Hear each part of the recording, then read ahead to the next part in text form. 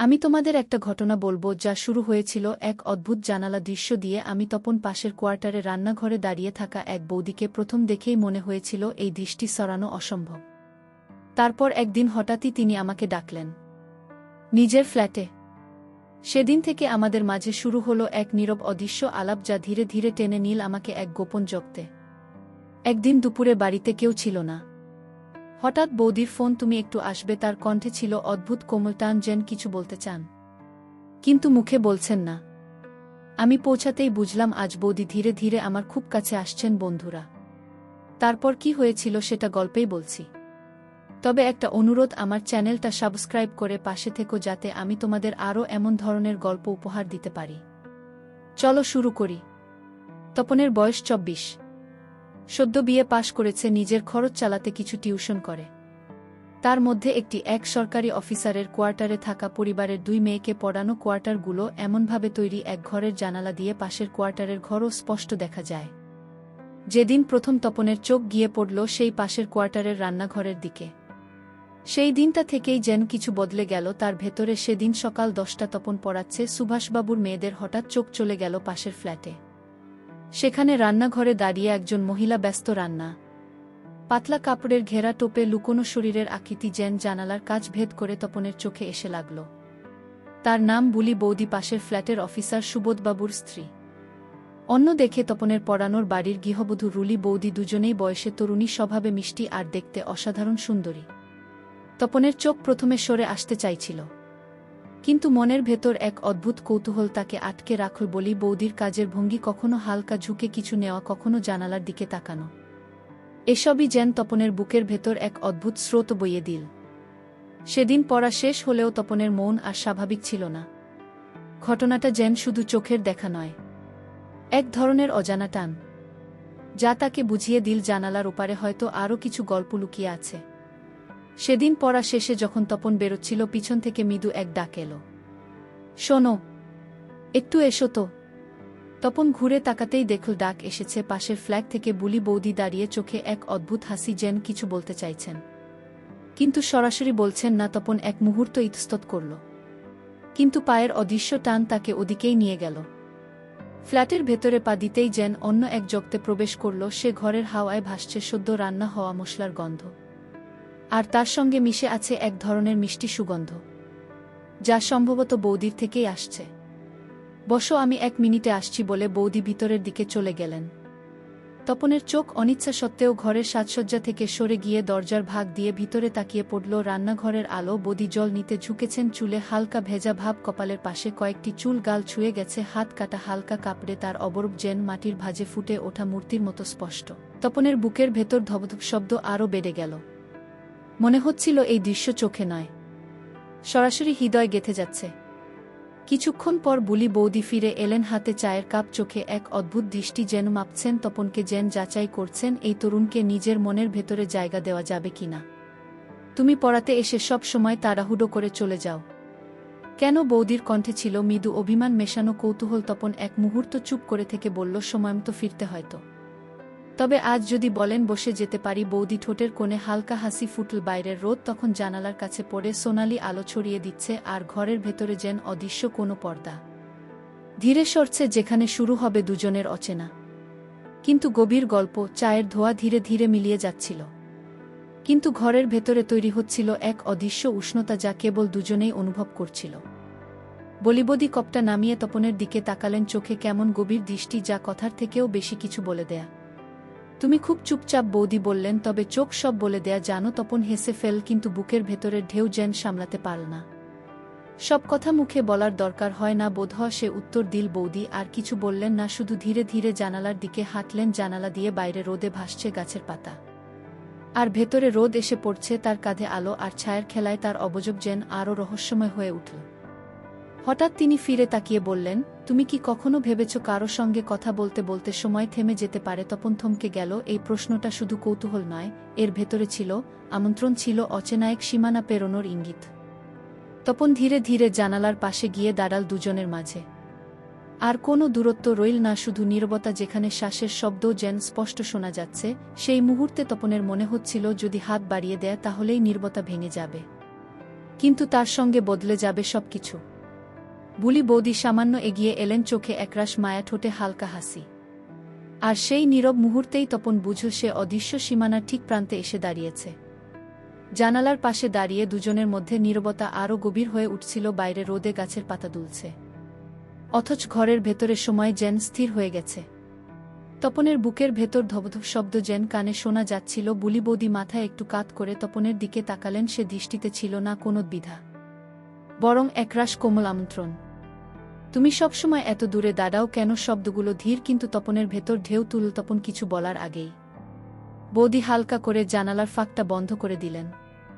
এবার ঘরের ভেতরের আলো নরম হয়ে এলো, আর বাইরে থেকে আসা শব্দ প্রায় মিলিয়ে গেল, যেন পুরো দুনিয়ায় এখন কেবল তারা দুজনেই আছে। তপন ধীরে ধীরে হাত বাড়াল। বুলি বৌদি একটুও সরে গেলেন না, বরং তার শ্বাসের গতি সামান্য দ্রুত হয়ে উঠল। জানো, কিছু মুহূর্ত আছে যা একবার চলে গেলে আর ফেরে না।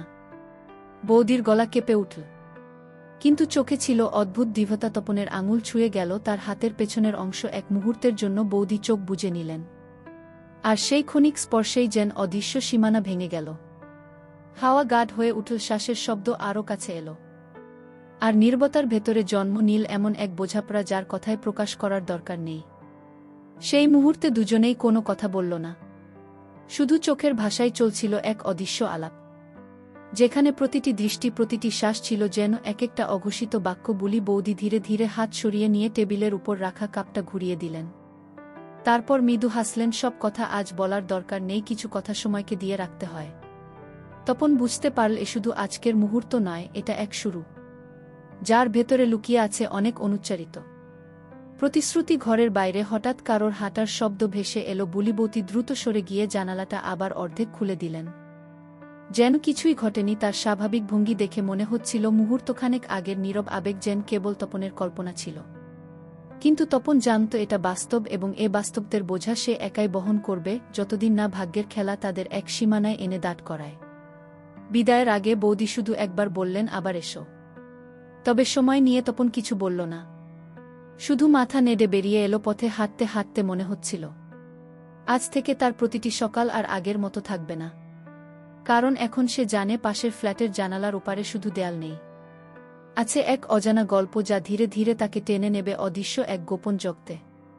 পরবর্তী কয়েকদিন তপনের রুটিন বদলে গেল। পড়াতে যাওয়ার পথে আর ফেরার সময় সে অবচেতন চোখ তুলে তাকাতো জানালার দিকে, হয়তো বৌদি এক ঝলক দেখা দেবেন। কখনো রান্নাঘরে, কখনো বারান্দায় কাপড় মেলতে বুলি বৌদির উপস্থিতি যেন তপনের দিনের এক বিশেষ মুহূর্ত হয়ে দাঁড়াল।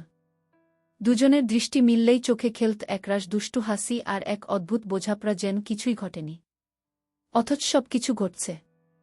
একদিন দুপুরে পড়া শেষ করে বেরোতেই বুলিবুদি জানালা থেকে মৃদু ইশারায় ডাকলেন। তপনের বুক ধক করে উঠল। ভেতরে ঢুকতেই বৌদি ফিসফিস করে বললেন, আজকেও নেই সুবোধ বাবু অফিসে, আর পাশের ফ্ল্যাটের রুলি বাজারে গেছে। তখন এক মুহূর্তের জন্য চারপাশ দেখে নিল। নিস্তব্ধ ঘরে পর্দা টানা আলো, নরম আর টেবিলে সাজানো 2 কাপ চা, সঙ্গে কিছু বিস্কুট। তুমি না এলে চা নষ্ট হয়ে যেত। বৌদির গলায় মৃদু হাসি। তপনও হাসল, কিন্তু তার ভিতরে চলছিল এক অদ্ভুত টানাপড়ন।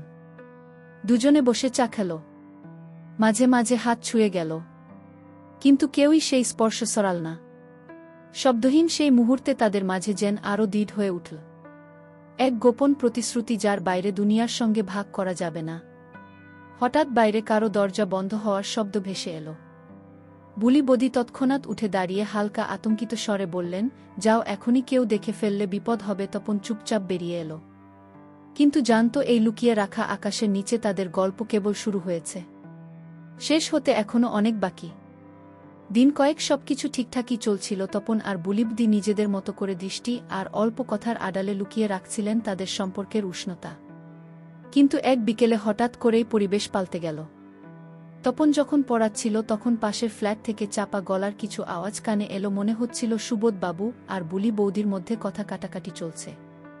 শব্দগুলো স্পষ্ট শোনা যাচ্ছিল না, তবে স্বরভঙ্গিতে ছিল বিরক্তি আর প্রশ্নবোধক চাপা রাগ। তুমি কি কিছু লুকাচ্ছ? সুবোধবাবুর কণ্ঠ ভেসে এলো অস্পষ্টভাবে। তপনের বুক কেঁপে উঠল। সে দ্রুত পড়া শেষ করে বিদায় নিল, কিন্তু বাড়ি ফেরার পথে মাথায় শুধু একটাই চিন্তা ঘুরছিল, সুবোধ বাবু কি কিছু বুঝতে পেরেছেন? পরের দিন বিকেলে যখন তপন ফ্ল্যাটের কাছে পৌঁছল, দেখল জানালার পাশে দাঁড়িয়ে আছেন বুলি বৌদি, কিন্তু মুখে কোনো হাসি নেই, বরং চোখে ছিল অদ্ভুত ক্লান্তি আর অস্বস্তি। তপন ভেতরে ঢুকতেই বৌদি ধীরে ধীরে বললেন, কাল রাতে উনি অনেক প্রশ্ন করেছেন, জানি না আর কতদিন এইভাবে লুকিয়ে রাখা যাবে।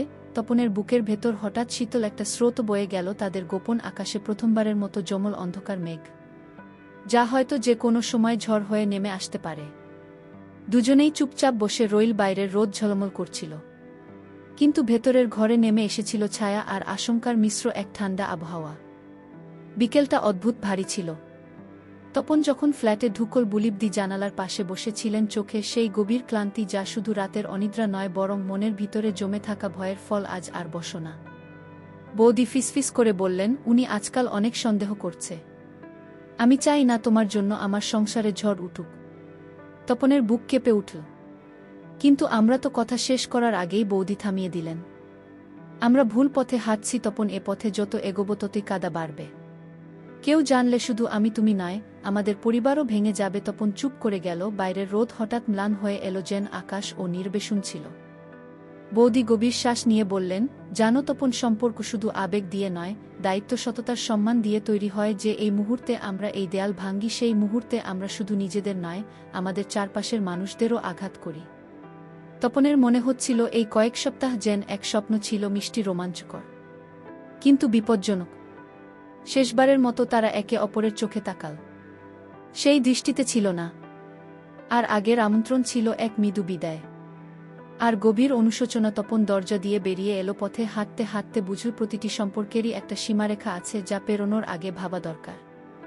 কারণ আবেগের মুহূর্তের ভুল সিদ্ধান্ত চিরকালের জন্য কারো আস্থা, সংসার আর মান সম্মান ভেঙে দিতে পারে। আবেগের আকর্ষণ জীবনের স্বাভাবিক অংশ, কিন্তু দায়িত্ববোধ, নৈতিকতা এবং অন্যের প্রতি সম্মান আমাদের মানবিকতার ভিত্তি। গোপন সম্পর্ক শুধু দুজন মানুষের নয়, বরং অসংখ্য নির্দোষ হৃদয়ের শান্তি কেড়ে নিতে পারে। সততা এবং সংযমী প্রকৃত ভালোবাসার আসল শক্তি। বন্ধুরা, গল্পটি এখানেই সমাপ্ত করলাম।